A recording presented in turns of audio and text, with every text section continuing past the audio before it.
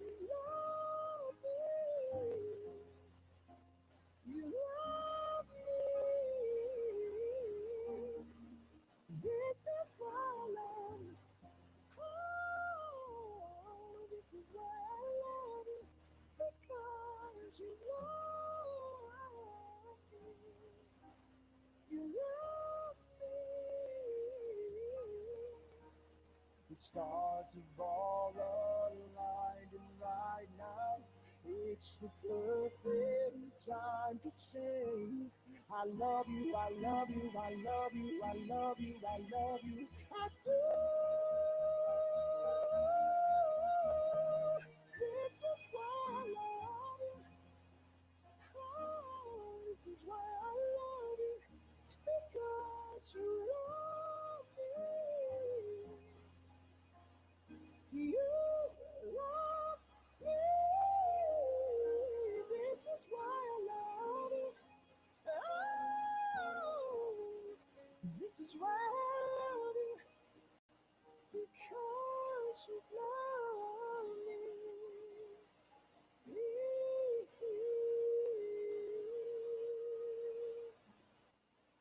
I found love.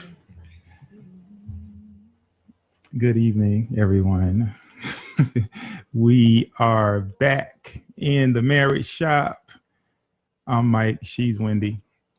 And in addition to other things, I do technical and cameras and IT. So welcome. Hey, it's good to see y'all again. It's been a while. It seems like it's been forever. I don't even know. It seems like it has been a month. No, it was last week, or like every other week. It was the week before. Week before last. Huh. So Christina, Janae, Hey. Kim Aiken, glad you guys could join us. Thanks for jumping on early. Yeah. Yes. You all are in the marriage shop, and hey, you know, whether you just need a little touch up, a little tune up, a major overhaul, we have you covered. And you know, I think it's important to let people know, though, we actually don't fix anything.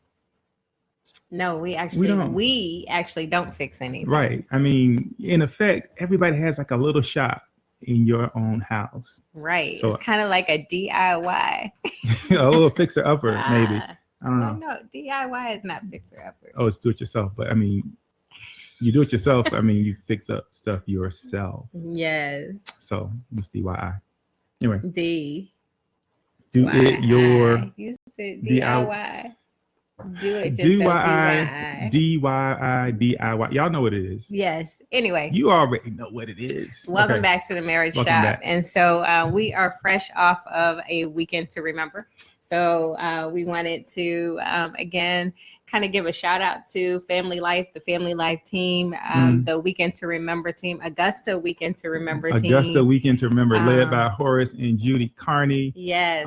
Did an absolutely remarkable job. There were hundreds of people, hundreds of couples up in the Marriott this weekend in Augusta. It was really awesome to see that. So it's always awesome. It's a little bit overwhelming, but it is awesome to see so many people investing in their marriage. And this year we decided that we were not going to be working on everyone else's marriage, but we were going to invest in us. So we were there strictly in attendance to work on us. Yeah. And so that was good. That was different. You know how hard it is to be in attendance?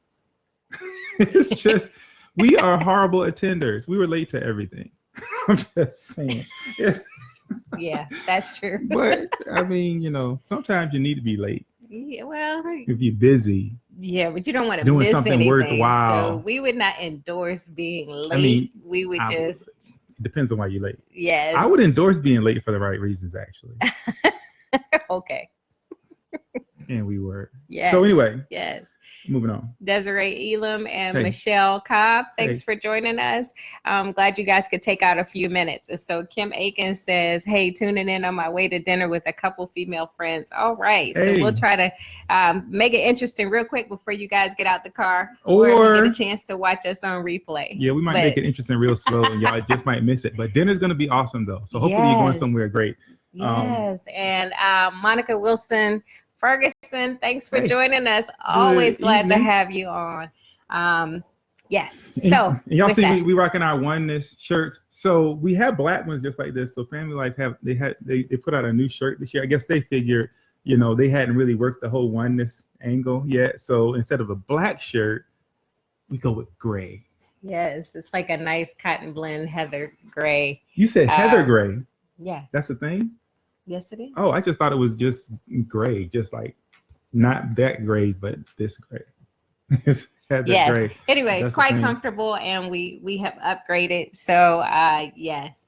And the thing about the oneness focus is that we're always working on this idea of oneness, right? Mm-hmm. Meaning that we are working towards being together and not diverging, and being separate. Yeah, exactly. Divergent, right? Because I mean, in marriage, it is once you become married, you and you and she become one, right? I mean, the two become one. That's the way it was intended to be. So, so either you're working on oneness or you're working on isolation. Now, we're not here to give a whole like family life weekend to remember recap. You just have to go. There's like 90 plus cities, right? So the likelihood is that there's a weekend to remember somewhere near where you are. And so we highly recommend that you do that. And so, but there were some things that we heard this weekend along the way. It's like, man, you know what? That might be something that's beneficial to talk about on Monday. Yeah, I think so. I mean, we got a lot. We got some nuggets that we could talk about for a couple of weeks, probably. Probably. Yes. But only one nugget. One family life family knife tonight. Please keep the knives in the drawers, people. Family life. One nugget tonight, but one nugget in several little pieces tonight, though. Yes. And Desiree Elam, thanks for joining us real quick as you're on your way to work, holding it down over there. I won't say where you work. I was about to give you a shout out. Right. Yeah. But thanks for holding down the night shift, and have a good night. Be some sweet is that too? It's kind of old. I don't know if most people know that. Y'all know that Commodore's night shift. That's a classic. So we put a good teaser out there. Right. Yeah. We're talking about extramarital affairs. And so some of this we've covered already in different ways, but we want to wrap it all up and bring it under one big topic tonight. Yeah. I mean, yes. So they were talking about threats to marriage, right? Yes. And some of them, I mean, obvious, right? They were talking about things like, adjusting, the difficult adjustment when you go into a marital relationship. For example, they were talking about cultural patterns, right? Our culture and a lot of the patterns that put pressure on marriage or try to even change what marriage is. Okay. Talked about inevitable difficulties between two people who are coming together and trying to create a single thing, grew up in different homes and backgrounds and all that stuff. Talked about selfishness, which, selfishness. But extramarital affairs, that was one. Yes. And I thought this is very interesting because when you think extramarital affair, then something comes to mind for most of us. But what if you're having an affair right now and you don't even know it? Like as we speak? Put somebody like as we speak is having an extramarital affair, right? And so I'm just going to break down to you the categories they gave us, and feel free. Talk to anytime if you want to, if something jumps out and you're like, oh, that's some old bull. Hey, go ahead, let's put it out there. But I'm going to tell you the things that they mentioned. Yes. Okay. And the last one they mentioned is probably the one that most think about, right? Yeah. But hold on. I just want to say we don't want you to make a confession or drop anything in the comment section as it pertains to the question that we asked, right? So that question was, are you having an extramarital affair? You may not even know it. This is one of those times when we're live where we're actually not asking you to respond. Wait a minute. We might be. Okay. But listen, all y'all grown. And if you're not, send your kids on. But I mean, if you choose to go ahead and put it out there, I mean, that's your business. I mean, hey, that would be great for ratings. Oh my goodness. No, it's a joke. Not about ratings. But listen, But there's some of these that we do want people to maybe put some of those out there. Well, we do want people to put some of those out there, but I just wanted to put that little disclaimer that this is not about confessions. This is not the 12-step programs for marriage. It's not an AA meeting, and we don't want you to raise your hand and say, I am Wendy Perry and I am having an extramarital affair. That's what I'm saying. And we certainly do not want to hear that. No. I know I don't. No. Even though that would be very entertaining for some people. But no. So listen, types of affair, and I appreciate you kind of helping people and playing it. It's just you're just so safe. Is it? I try to be safe. Was my tag hanging? Yeah, you're fine. It's good okay. Now. But but I don't think they good. People will know, right? I'm pretty sure they will use their best judgment. So I don't know. Tamara Ford, thanks for joining us. Ronald Willis, Sharonda Parker Pringle, Kevin Montgomery, and Jemima. Thanks for joining us all the way from the DMV representing. Hey fam, we miss you guys. We miss y'all. So yes. Okay, so go ahead. Okay. Let's talk about it. So there's several types they mentioned, right? So there is the activities affair. Yes. So activities. I'm just run down the. Oh, you ready? No, don't. It's not time for you to do this yet. At least I thought, because. Okay, go ahead. There are a few of these that might. So there's the activities affair. There is the materialism affair. Mm-hmm. There's the career affair. That's the career affair, not the career fair. Looking for a job sort of. Anyway, there is the family affair. Not sliding in family. No, not that one. The family affair, the fantasy affair, and final one was the physical affair. Okay. Now, so we kind of wrote down. He listed 6 different types of extramarital affairs that you could be involved in that you may not have recognized as actually being classified, and we're talking about it as an extramarital affair. And so these things, activities affair, we're going to only talk about a few of them and a little bit in depth, but I want to define them, right? First define what an extramarital affair is. Well, an extramarital affair, as they defined it, and I guess I can't necessarily disagree, is an escape from reality or a search for fulfillment outside of your marriage. Okay, you follow me? So it is an escape from reality. I'm pausing long. Yeah. Right? Yeah. An escape from reality or a search for fulfillment outside of marriage. Okay. So some of you should have been sitting there like, oh my goodness, I've been having an affair. Right? Yeah. Somebody just had that light bulb go on. But continue. Yeah. You're gonna kind of break down some of them. I think, Okay, well, I was just gonna go into what it is. I can't actually see the comments, so I need you to.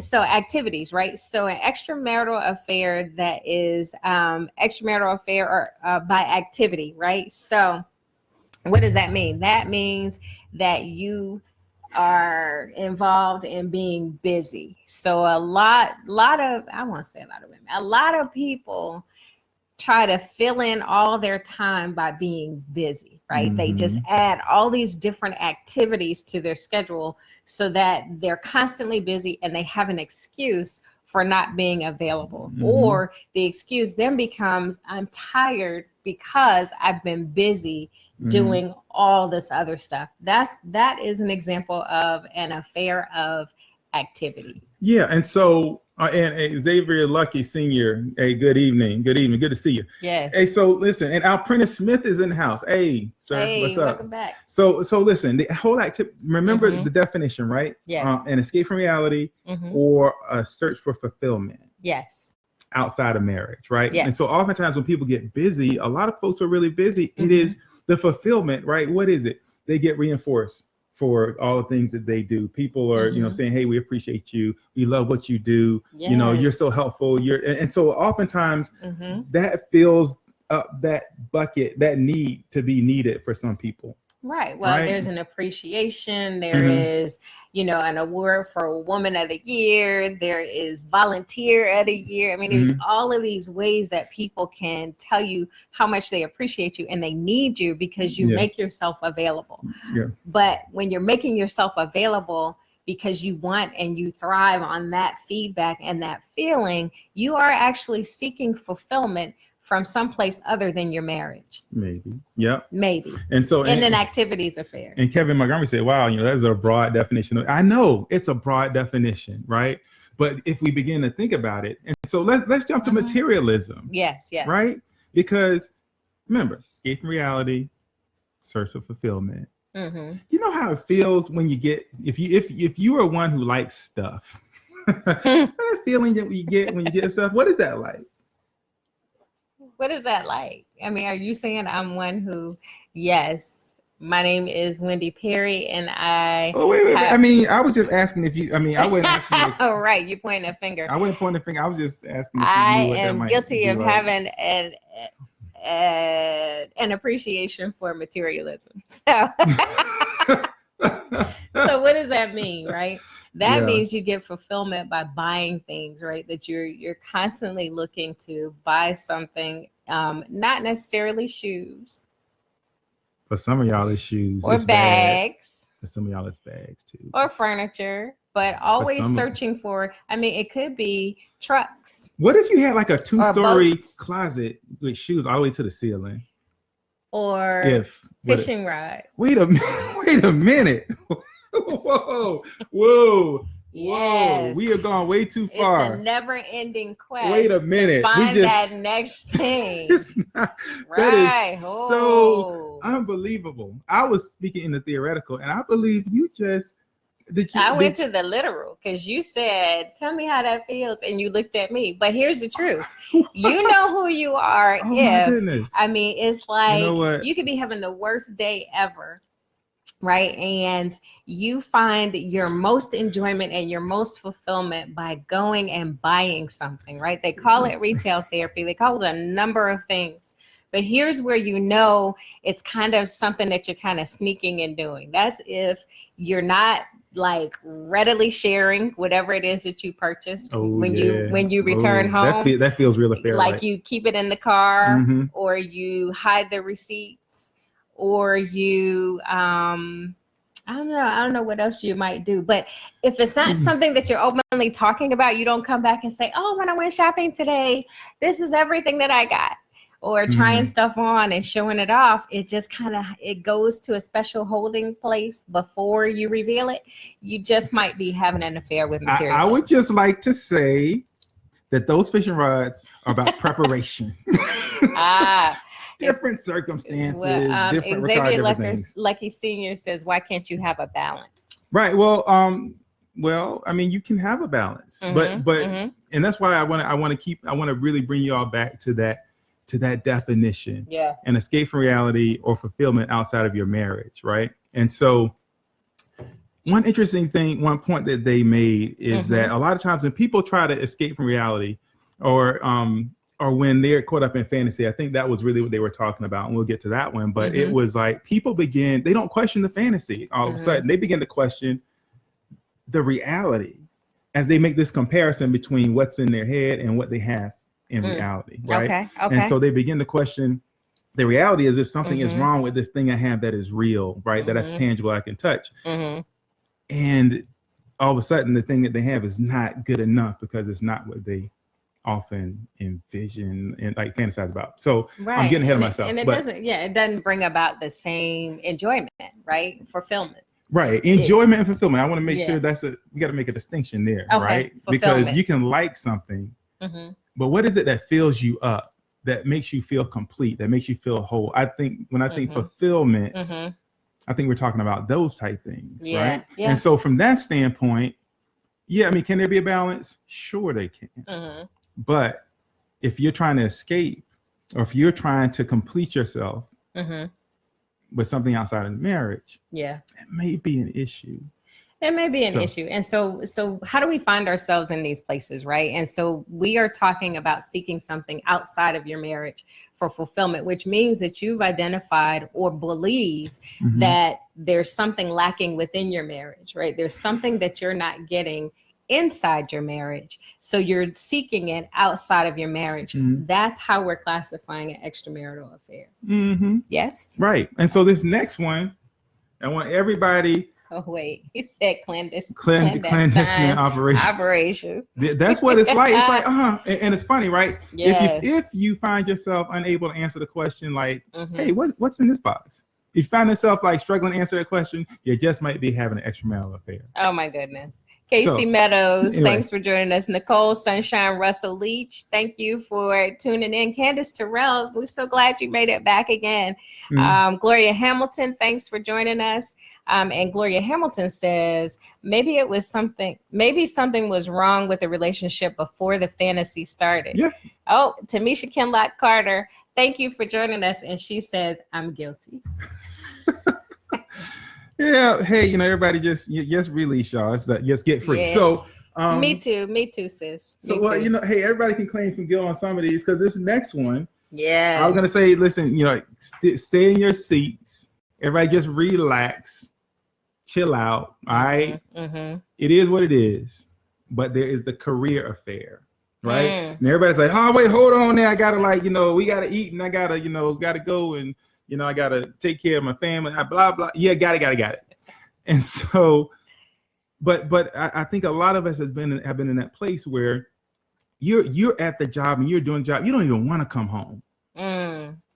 It's like that is where the value in your life is. Yeah. That's where you escape to. That's where you find that reinforcing, everybody's like telling you how good a job you are, how good a job you're doing. Are you able to see results? Yeah. When at home, maybe you've been, like fighting the same little simple issues and you can't fix those, but you go and you work on these projects and these things and you see results that working. Yeah. And so that's where you choose to stay. Well, that's where you choose to spend most of your time. And stay and escape to, right? Yeah. And so I think one of the things that they described it as a destination addiction, right? When they talked about all these different things, whether it's cultural, difficult adjustments, all those different things. He described it as a destination addiction, meaning happiness is always somewhere else. That when you get to that place, that you believe that when you get somewhere else, you'll be happy. So when you're doing something else, you are happier. And so whether that is busy with activities, whether that is shopping on your own till you shop till you drop, or whether that's at work, you believe that there's more fulfillment in that environment than what you can get at home. Yep. And the danger in these extramarital affairs is that they can lead to isolation. Right. And so more distance grows between you. Actually, Neil Grunberg, my mentor from grad school, great friend of mine, he knew this. He didn't call any of this, but he knew that was a danger, because when you're seeking that degree, and you're trying to, there's so much work involved and there's so much pressure, but there's so much drive and so much changes. He knew that this was a danger. And so he found ways to for those who would play along to bring spouses along in that process, so that the growth wasn't just one person growing in this totally different direction and leaving your spouse behind. So there we were, Wendy and I down in the lab. And when I never in a million years would have thought Wendy would be down there with me, handling rats and counting like rat behaviors and wet dog shakes. Yeah, that was something. That was amazing. That was great. In all honesty, I love animals. So it wasn't too far a stretch. But I am thankful to have had that opportunity. Not everybody has the opportunity to be able, it's not like bring your spouse to work day, right? We don't get to really see what's happening there. And not everybody works together like we do. So you don't know what's happening behind the scenes. But you can't bring your spouse to work, but you can bring work to your spouse. Yes, you can. And you can talk about not the people and the things and, the stuff that got on your nerves at work, which is what we tend to do. We tend to bring home the bad stuff from work, but we rarely share, the good things that can be shared. Just saying. And I'm speaking for us. You may have a habit, and if you do, share with us. You may have a habit of bringing home the good stuff, and involving your spouse instead of making them feel like they're being left out or that what you're doing is a secret. Now, that is true for some professions, though, because there's some places where you can't tell anybody about what's happening at work. I mean, because it is a part of your job description. Right. But we're talking about in general, and in most cases, if you can, there are ways to do it. And occasionally, if you can, spend lunch with your spouse at work, or bring them to work, or have them meet you. Those are all good things. Because or go meet them. Listen, how about this? How about this week? Everybody pull out the calendars and just go home for work. I mean, for lunch. Go home for work. Go home for lunch. Or go home for some of y'all work from home. You know what I'm saying? If you can. If you can, go. I mean, or if you can't, find just dip out and just, spend some time together that you wouldn't normally spend, maybe. Or take a day with the intention of spending time together. Because sometimes that lunch break may not be enough time for you to get away. Yeah. But maybe you can take some time and be intentional about taking a day to be with each other. Yeah, but we're talking solutions there now. Forget that. We moved to solutions. Okay. So it was an activities affair, materialism affair, career affair, and now family affair. Now, for some of y'all, this is a big deal. And so again, I need you to just keep your seat, right? Because when the two become one, when you become married, right? Like even in our vows, remember my uncle married us, my uncle Tree. And and we talked to him about the vows, and it's like, that part about, if anybody believes that this and know that these two should not be, I was like, take that out. Nobody cares what they think. I don't. And matter of fact, somebody might be out there and mess around and raise their hand. No, take that out, right? Because when you get married, two of you are one, and everyone else is secondary. Oh, you're talking about if somebody objects? Yeah, if anybody sees any reason why these two should not be blah, blah, blah. Oh, yeah. Yeah, please take that out. We had a few people crash our wedding. And so that was a very real possibility. It's like, it was not a real did you invite them? That was not a real possibility. I don't think. Anyway. Right. I don't think it was. But nevertheless, they didn't have that chance. And if they wait for their shot. On your side. Yeah, anyway. No, there was nobody on my side that was gonna. No, I'm saying they crashed. That crash? I mean, well, if the definition of crashing is coming without an invitation, then hey, they are guilty. Many of them, about a couple of dozen. Anyway. Okay, so finish what you're saying about the family affair. Well, I'm saying it's family affair. So this is not like the cool family affair, like, it's all about family. No, this is that affair where your effort, your energy, everything is put into your family, right? Now, I know what people are going to say, right? Because, there's all kinds of, particularly as you age, your parents age and your family ages, and there's all kinds of things that you do and sacrifices you make to take care of family members. So let's take that off the table. So everybody take a deep breath on that one. But, but there's sometimes though, it becomes, all of your struggle, all of your victory, all of your insight, everything, you are looking for that outside of your marriage. So you're calling your mom, you're calling your sister, you're calling your cousin, your uncle, you're calling your brother, right? And there's this person that lives with you that is getting everything secondhand, potentially. They're not being allowed to fully come along with you and help to build this thing and help to just walk the journry, right? Yeah. And so, because for you, that just doesn't feed you. So you look elsewhere. Yes. That's what a family affair looks like. But Thomas Stokes and Jeff Hill are also watching us. And Jeff Hill says family affair includes too much kid time too. Oh boy. Yes. Listen. Yes. Let me tell you about those kids. And then I'll get to your comment, Jemima. So the word says that the enemy comes to steal, kill, and destroy. I think kids do that. That's what they came to do, man. They trying to wreck your man. Wow. It's a joke. It's jokes, people. But no, I mean, but oftentimes people put all their energy into the kids. A lot of the couples I used to see in therapy back in the day, one of the biggest problems they had is that they did not know each other. They didn't date each other. They had determined, I'm talking no dates, no vacations, no nothing, just the two of them. And they decided they would do that until the kids were out of the house. Right. They prioritized the kids above each other. Yeah. Their marriage. Yeah. And themselves. Right. And so our kids have known from a very young age that for me, Wendy is the number one lady in the house, period, point blank. They've known that, right? They know I love them. They know that they're important. They know that I will literally drive all night and all day to do things for them. However, if I got to drive all night or all day for Wendy, or I got to drive all night or all day for one of them girls, one of them girls is going to be short. That's just the way it is, right? And so we have to really prioritize time together, because our job with kids is to prepare them and to launch them. Mm-hmm. Our job with the marriage is to have this thing go forever, to death do us part.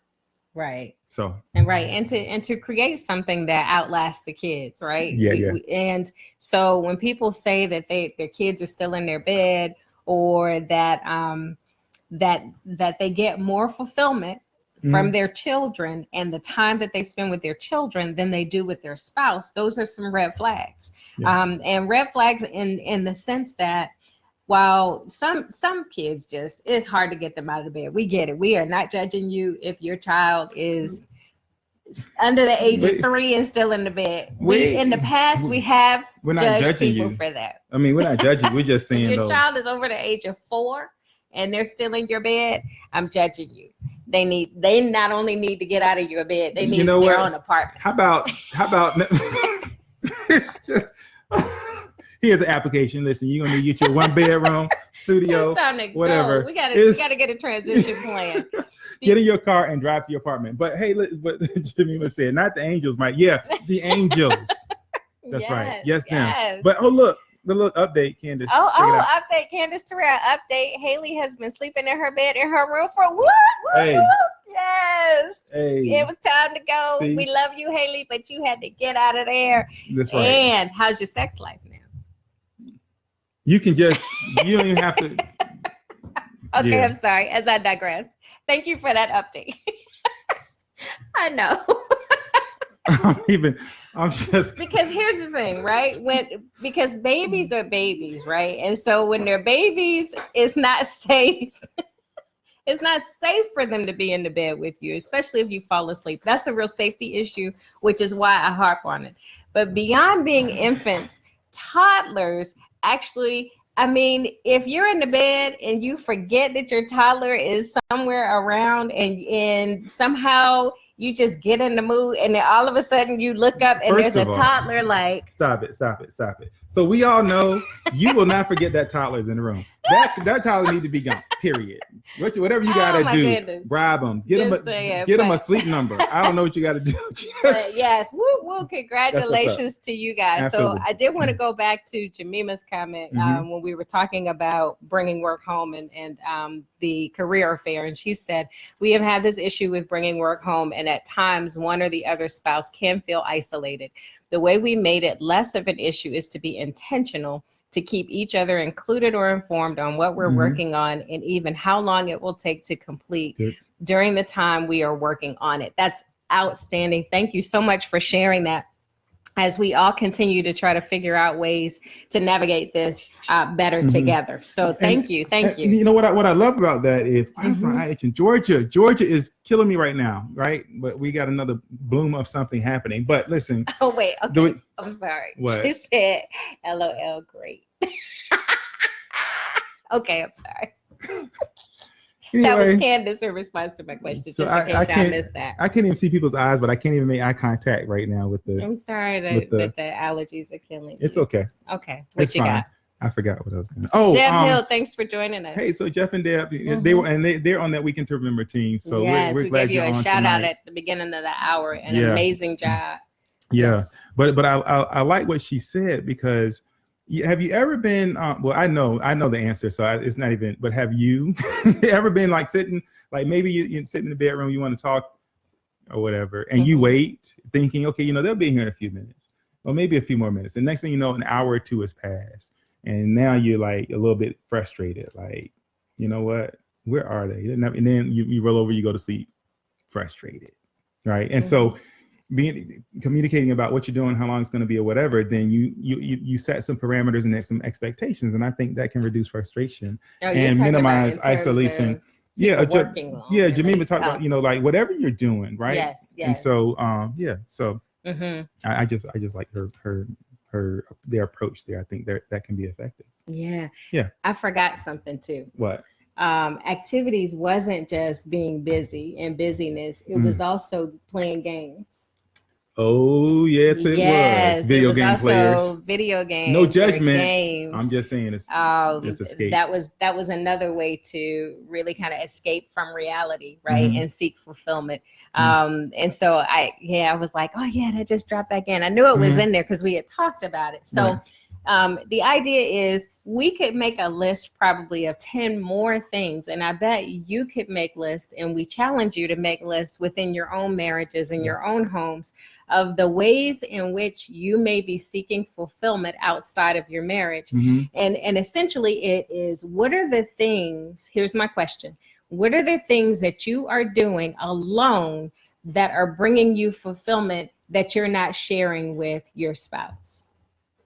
That is a phenomenal question. Thank you. Yeah. Yes. What are they? What are those? You don't have to tell us. No, you don't have to tell us. But if you want to list it, you can. I mean, we're all friends here. Yeah. And so, let me think. What? Nothing brings me fulfillment without you. Like nothing. I mean, except fishing sometimes. But I'm just. I mean, it's like waiting. I'm like, well. I mean, it's what we've tried to do is like, you come out there sometimes and you hang out, and that I love that. And so when we do that, I'm not even in a rush to get home. But when we don't, the clock is always running. Yeah. Right. But here's the important distinction. So we're not saying that you can't do anything on your own. What we're saying is to an excessive degree, that to a point where you are not experiencing fulfillment inside your marriage and you are constantly trying to escape from reality, so that when you're in that space, everything else fades away. You're not thinking about anything other than your own selfish enjoyment while you're doing it. You said selfish with there was some edge on that. Your own selfish. I mean, it was just like cut through the air. Did y'all feel it was? That's the distinction. So that's what we're talking about. That's when you may find yourself, or we put you in the category of being involved in an extramarital affair. Doing something that you enjoy that the other person doesn't enjoy. That in and of itself does not mean that you're cheating on your spouse. Yes. No. But if it is that you wait till they go to sleep to do it, that you're hiding that you never talk about it. But that's, I mean, you're kind of, you're making it really narrow. I don't think it takes all that. Okay, I really don't. Those are some qualifiers. Well, let's talk about hiding, wait till they go to sleep. Don't share. but they're just so limited, because let's say, education seekers, people who are looking for degrees, right? And it is the only thing that matters. Now, don't get us wrong, because we know, right? How difficult it is to continue to stay in school and be married in particular. Yeah. And so, but one thing there's a lot of things that we did. I would say most of those things were because of Wendy. And it's probably why Wendy doesn't plan vacation to this day, because she planned them all for a good chunk of time there. And then she's just like, yep, I'm out. But if that is the thing that you pour your all and your energy into, if that is what fills you up, and you're not looking to get filled up anywhere else through this person that you are supposed to be you. Remember, the two are become one, right? Two parts, same body. And so what does that mean? So if I'm seeking something that's supposed to fill me up that does not do the same for her, or if I don't even offer that to her, what is that doing to my other half? Yeah. Right. And so it's about, and for some people, it's like the escape is about really going to an entirely different place. Right. And so, are you trying to go to a different place? Do you prefer to be at this other place than with the person that you love most? Yeah, those are good questions. That you're in covenant with, that you're committed to. Just saying. Yeah. I mean, and here this kind of happened to us today, but not really. So here, and it was interesting how Mike kind of spun it and qualified it. So many of you know that I don't necessarily love to cook. Yes, my name is Wendy Perry, and I do not love to cook. So what I will opt for is eating out often, right? So if I'm hungry, then I'm going through my list of places to eat, not necessarily what I'm going to go fix. And so I'm not looking to escape reality, but I do believe that there's something good out there that I can go get to eat. That could go back to this materialism affair. Anyway, I say that to say that it came down to a discussion about lunch today. And I said, and Mike said, are you hungry, or do you want to get a sandwich? And so before I answered, I had to think about it, because I'm like, is he asking me, do I want to go get a sandwich? Because what he said was, do you want to get a sandwich? But he didn't say, do you want to go get a sandwich? So then I had to come back and say, okay, so do you mean, I said, do we have stuff in the house that we can make sandwiches with? And he said, yes. And so I was like, oh. So here's what I'm getting to. He then came back and he said, and I said, no, I'm good. Because I'm good. I ate some cereal not too long ago. I'm good. I don't need a sandwich. And then there was a pause. And then he said, well, if we were going somewhere to get a sandwich, would that change how you felt about it? Then you asked me that. That's how you get caught. She was like, yes. But here's why. Because I have some special dietary needs. And so if all of my dietary needs can't be met in my kitchen, then So that's what happened. So that's the dietary needs. That's where we're going with that right now. Today. I go through. I buy special bread, 3 kinds of milk. Dietary needs. What are you talking about? Gluten-free, all that garbage. Yeah. But that was so. That's just an example of what happens with us. But it was interesting because we've learned we have to be specific in what we're asking. And so your experience might be that somebody's like, "Hey, I'm gonna run up to Walmart real quick," and they're all like, "I'm about to go to Walmart," and then you say, "Oh, give me a minute, and I'll come with you," and they're like, "Wah, wah, wah." You know, I'm good. Oh, maybe I'll just go tomorrow. Oh my goodness, that's funny. Yeah, that's all I'm saying. Anyway, Nate Parsons, thanks for joining us. My friend said me watching Westerns is all right. No, that is not all right. Have they? When was the last? How long? Well, okay. Fine. And how often is the question. In excess is the qualifier. Well, no, actually, in excess is not the qualifier. The qualifier is escape or fulfillment. Escape and fulfillment.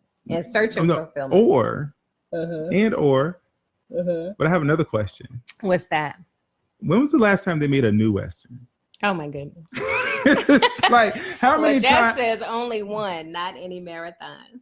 Only one what? Thanks for qualifying that, Jeff. Only one what? On the Westerns. Oh, yes. Listen. Netflix binges. Listen, Westerns lovers. Okay. How many times can you watch the same show?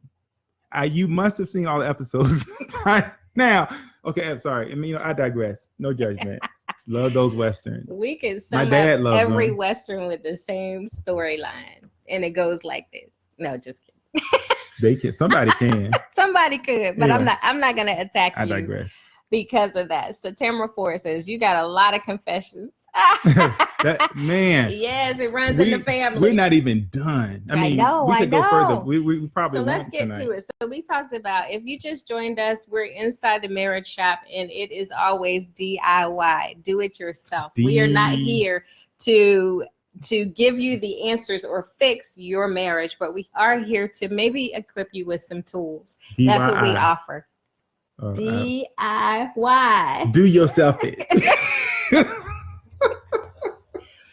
Oh Oh my goodness. So tonight we're talking about extramarital affairs, and these are just some nuggets that we gleaned from this weekend with the Family Life Weekend to Remember. We wanted to share it. So we were saying that you may be involved in an extramarital affair and not even be aware of it. And extramarital affairs take many forms. It can be an activities affair. That's busyness and playing games. Literally playing games or other things just to stay busy, but you're escaping reality in search for fulfillment outside of your marriage or alone. Materialism affair, career affair, family affair, fantasy affairs, and that fantasy affairs includes pornography, and we've talked about that. You can roll that back a couple of weeks to one of our prior videos if I didn't delete it. So I have another confession to make.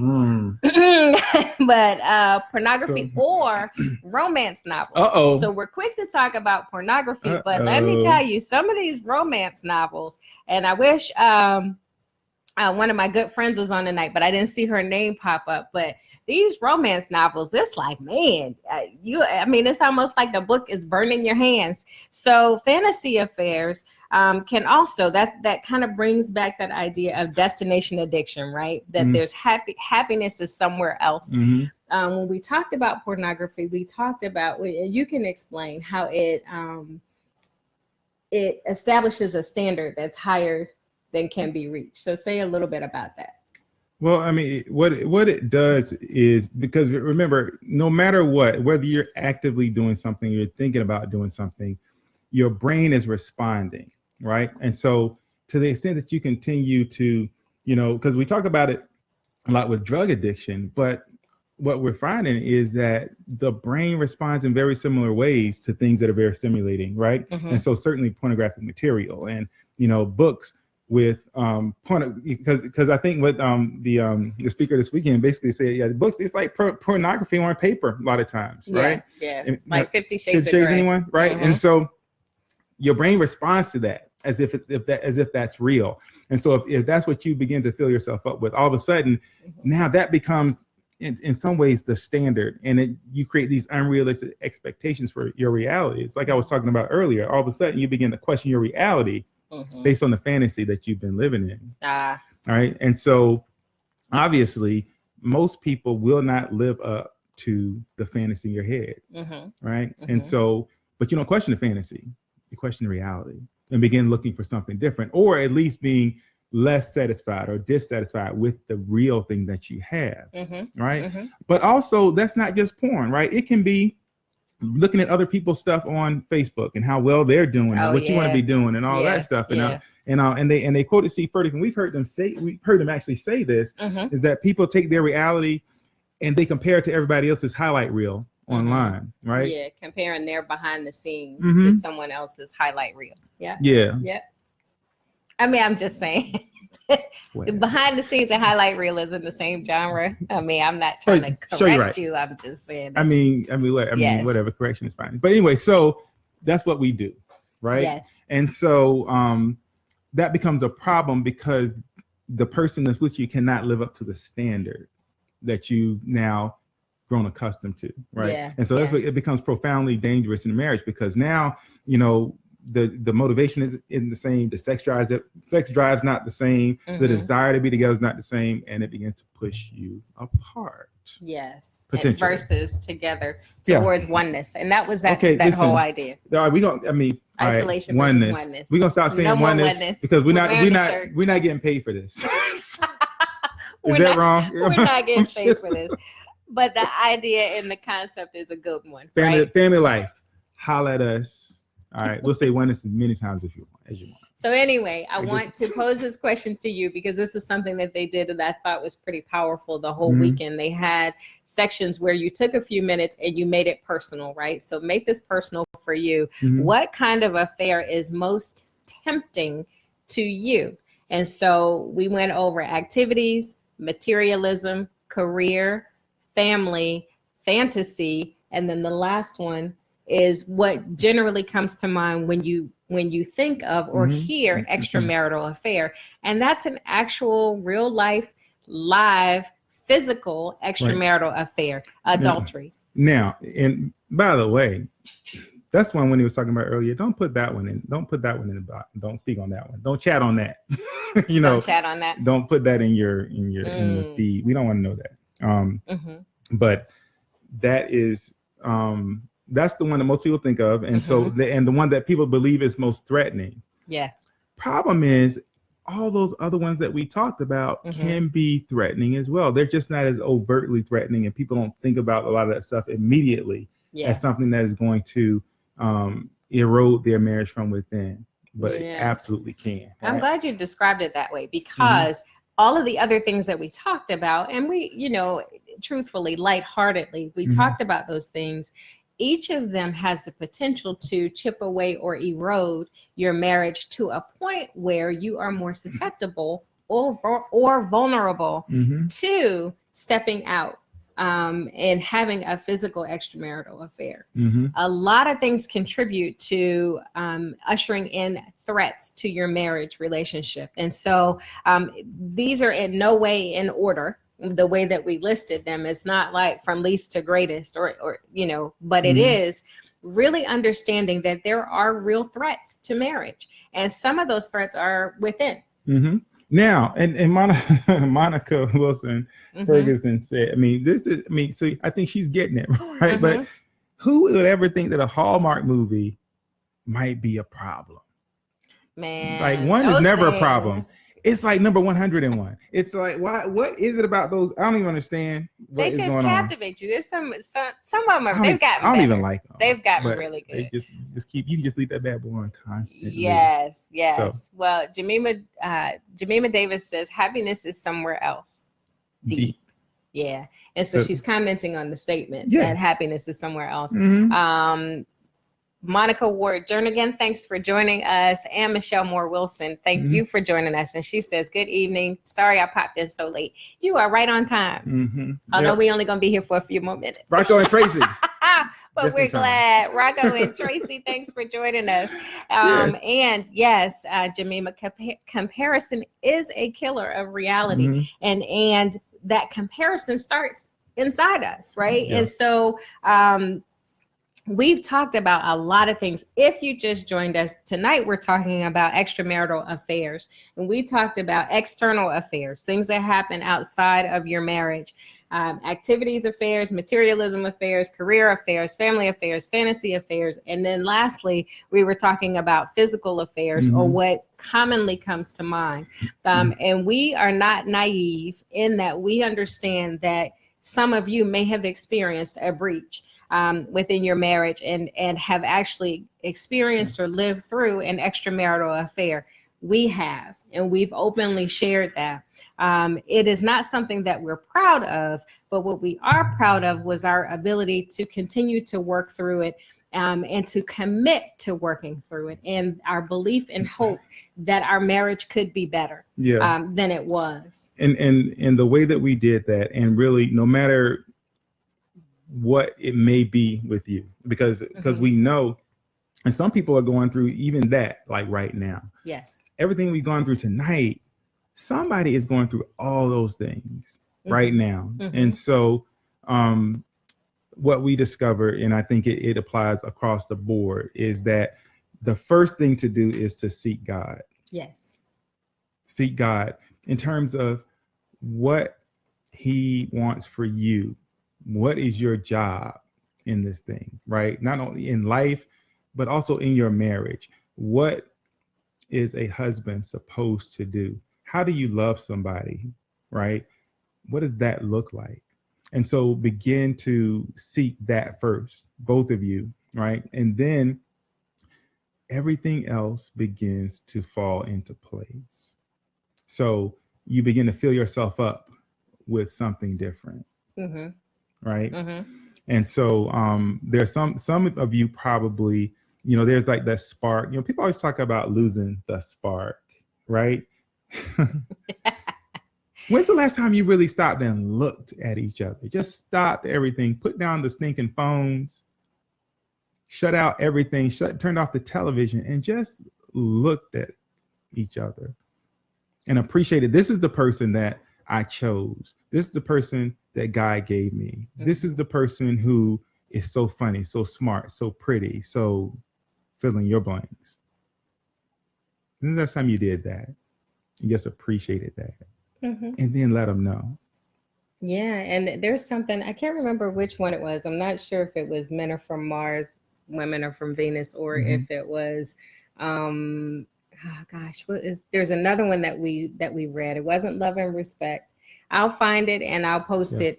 But I think it was in the Love Dare challenge book, where it really does challenge you to actually do just that. And so we'll challenge you to spend 5 minutes, right?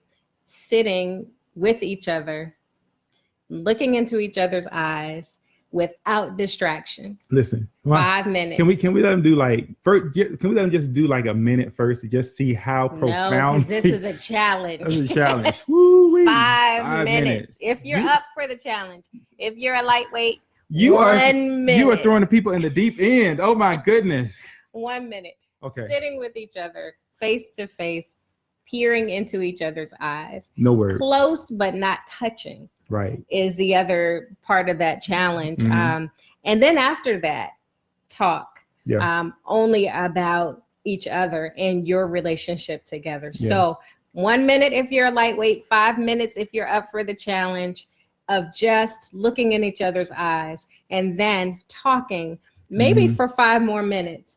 And then whatever you do after that, which we already know what might come after that, but whatever you do after that, know what it is.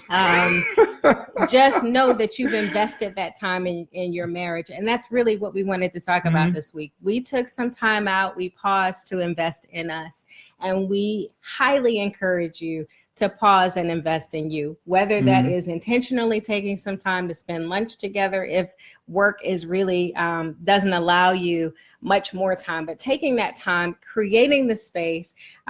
Jessica Jones said a few weeks ago, she wanted us to talk about quality time. Taking the time is one thing, but how you spend it is up to you. But quality time with each other, really just to experience each other without distraction. No kids, no family, no activities, no shopping, no talk about work, none of that. Listen, yes. Jamila said, this is the person I want to date, not just be married to. And dating is a whole different thing. You know what I mean? Dating requires that effort and whatever. And she also said 5 minutes, close, not touching. What? Yes, close. Exactly. It's like, what are we doing? This is crazy. I know. I think that's 30 seconds. It's probably time. It's been like, almost 15 years since we did that. So we probably need to do that. I mean, we have to, because we challenged the people. Now we got to go do it. So now we got to do it. 5 minutes for the 5 minute ready for this challenge crew. So as always, we thank you guys for joining us. If you think someone could be blessed by this or inspired by what we've shared tonight, please share, tag us if you like. We are just always thankful, grateful, and blessed to be able to share with you. And we always look forward to these Mondays that we can. So Mondays at 7 inside the Marriage Shop. Anything else you want to say? I just want to say that if you're in kind of one of those great spots in your relationship, enjoy that. Be in the moment. Yes. If you're in a spot that's not so great, recognize that it can be okay, right? You have to. Wendy once told me, and if y'all know the story, y'all have heard this, that I was lucky that she loved God more than she loved me. She said that, and she was right about it, right? And so trust that God can bring you through anything. We were talking about faith the other day, yesterday. Faith, the substance of things hoped for, the evidence of things not seen, right?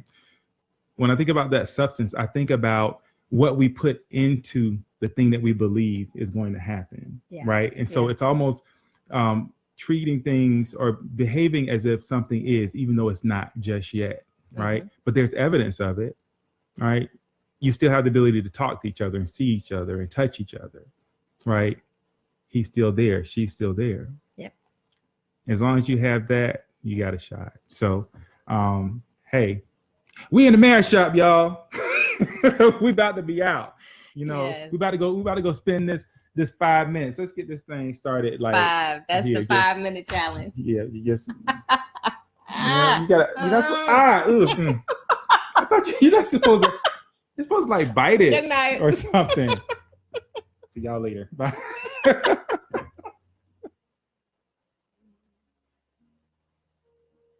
Every morning that you smile chases all the pain away. Forever and a while, in my heart is where you stay. This is why I